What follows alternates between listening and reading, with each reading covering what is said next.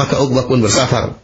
Dia pergi keluar kota, kemana? Ke kota Madinah untuk menemui Rasulullah SAW, karena ada suatu hal yang meragukan. Ada wanita yang mengaku pernah menyusui dia dan menyusui istrinya.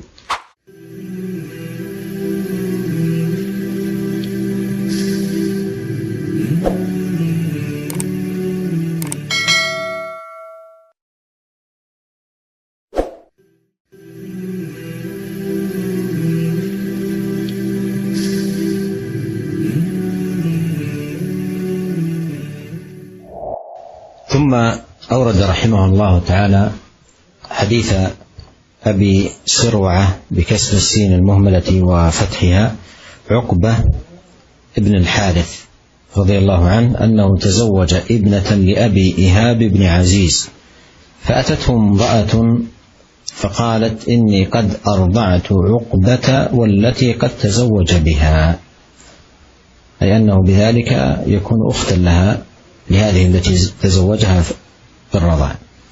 فقال لها عقبة، قال لها أي لتلك المرأة: ما أعلم أنك أرضعتيني ولا أخبرتيني. فركب إلى رسول الله صلى الله عليه وسلم بالمدينة فسأله، فقال رسول الله صلى الله عليه وسلم: كيف وقد قيل. ففارقها عقبة ونكحت زوجا غيره، رواه البخاري.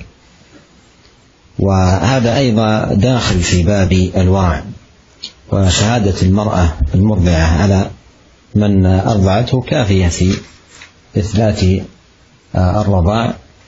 ومن فوائد هذا الحديث أن من اشتبه عليه الحكم فليذهب إلى أهل العلم.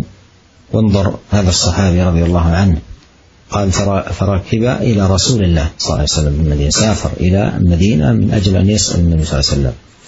وهذا فيه أن المسألة إذا أشكلت على الإنسان حتى وإن احتاج الأمر إلى سفر يسافر، مع أنه في زماننا توفرت الآن وسائل كثيرة للاتصال والتواصل والاستفادة من أهل العلم. فما اشتبه على الإنسان لا يقدم عليه حتى يسأل أهل العلم وأهل البصيرة بدين الله تبارك وتعالى، ويتوقف عن الأمر ما دام مشكلا أو ما دام مشتبها. Kemudian Al-Imam Nawawi rahimahullah membawakan hadis yang diriwayatkan dari Abi Sirwa'ah, ya, sahabat yang yaitu Abu Sirwa'ah Uqbah bin Al-Harits radhiyallahu ta'ala anhu, bahwasanya Uqbah bin Al-Harits radhiyallahu ta'ala anhu beliau menikahi seorang wanita, ya, atau putri dari Abu Ihab bin Aziz. Beliau menikahi putri Abu Ihab bin Aziz.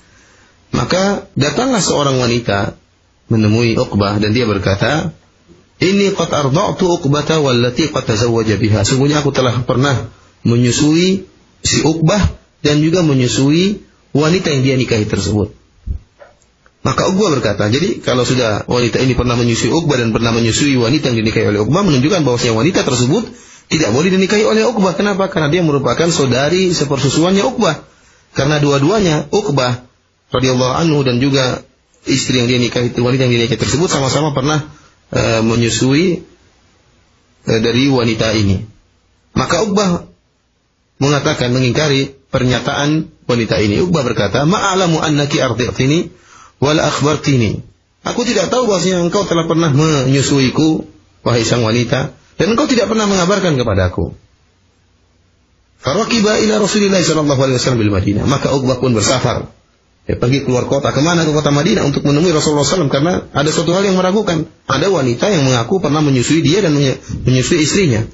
Maka Uqbah pun bertanya kepada Rasulullah SAW tentang hukum ini. Maka Rasulullah SAW berkata, "Kaifa wa qad qil?" Bagaimana? Wong sudah dinyatakan dia pernah menyusui kalian berdua.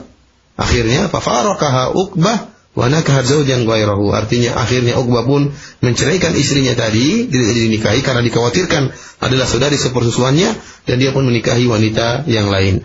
Para pemirsa yang dirahmati oleh Allah Subhanahu wa taala, ya, lihatlah dalam hadis ini, ya, ternyata persaksian wanita yang menyusui itu, ya, diterima persaksiannya, ya, bahwasanya dia telah menyusui Uqbah dan pernah menyusui wanita yang dinikahi oleh Uqbah. Dan ini merupakan, dan Uqbah radhiyallahu taala anhu pun meninggalkan pernikahan tersebut, ya, dalam karena memiliki sikap wara daripada dituduh dalam perkara yang diharamkan, menikahi saudari sepersusuannya. Dan di antara faedah dari hadis ini, barang siapa yang tidak jelas baginya suatu perkara, maka hendaknya dia pergi menemui para ulama, bertanya kepada mereka. Bahkan meskipun ternyata dia harus bersafar untuk bertemu dengan seorang yang alim. Harus bersafar. Lihatlah Uqbah ya bin Harith, dia nekat bersafar ya. Pergi ke kota Madinah untuk bertanya kepada Nabi SAW tentang masalah yang dia hadapi. Apalagi zaman sekarang, alhamdulillah, wasilah sarana untuk safar sangat mudah. Seorang mudah untuk bersafar, untuk pergi menemui para ulama. Oleh karenanya jika timbul sesuatu yang meragukan dirinya, jangan dia nekat untuk melakukannya. Dia berhenti dulu, dan kemudian dia bertanya kepada para ulama tentang hukum tersebut. Jangan dia nekat melakukan perkara yang dia ragukan.